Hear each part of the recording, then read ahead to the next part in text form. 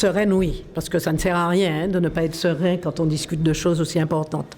En sachant que il n'est pas facile en une réunion de débloquer une situation qui est très complexe. Elle est complexe par rapport au personnel, elle est complexe par rapport au bien lui-même, qui est très... c'est un bien d'une certaine valeur, indispensable quand même pour la région. Donc ça demande quand même de travailler avec sérénité, de travailler au mieux possible. Vous dire qu'on a abouti vraiment ne serait pas exact, mais on a une vision nouvelle qui a fait jour au cours de cette réunion. Et quelque part, je pense qu'en fouillant un peu mieux cette décision, sur le plan technique notamment, nous allons avoir plusieurs réunions techniques qui vont suivre là, tout de suite, et qui vont nous permettre peut-être de trouver une solution. Écoutez, il y a une possibilité de reprise, mais les conditions de cette reprise ne sont pas faciles à mettre en place. Voilà.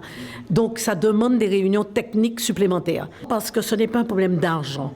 Vous avez deux points qui nous préoccupent. C'est un personnel quand même auquel il faut penser, mais un bien important, un patrimoine immobilier important pour la région, avec des retombées économiques importantes pour la région si un professionnel gère ce bien. Donc, on ne peut pas se lancer les yeux voilés, bandés dans ce genre de discussion. On a besoin de recul. On a quand même eu vraiment quelque chose de nouveau qui a été mis sur la table, qui nous permet maintenant d'essayer de trouver les mesures techniques qui permettront d'arriver à une solution. Mais une réunion qui a pris du temps, non. Il y a eu peut-être une heure et demie de travail. On a fait une bonne séance de travail. Tout a été mis sur la table. La présidente de la CCI a exposé les problèmes et les difficultés que rencontre l'hôtel, les choses que nous savions déjà, avec la mairie et nous-mêmes, c'est-à-dire la SEM patrimoniale accompagnée de la région. Après une discussion où les choses ont été clairement exposées et nous n'étions pas d'accord sur les propositions au début, mais nous avons fini par se mettre d'accord sur une base possible d'accord.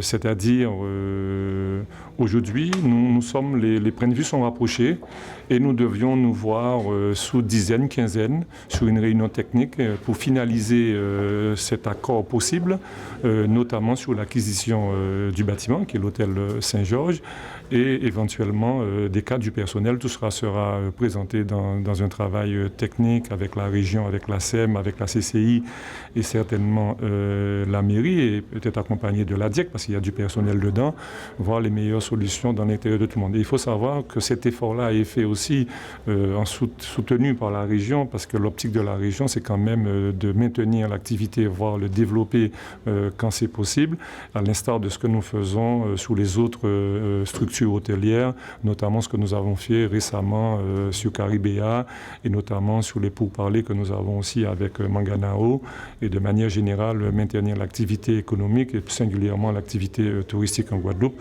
ce qui a été la volonté du président depuis tantôt et qu'il continue à marteler.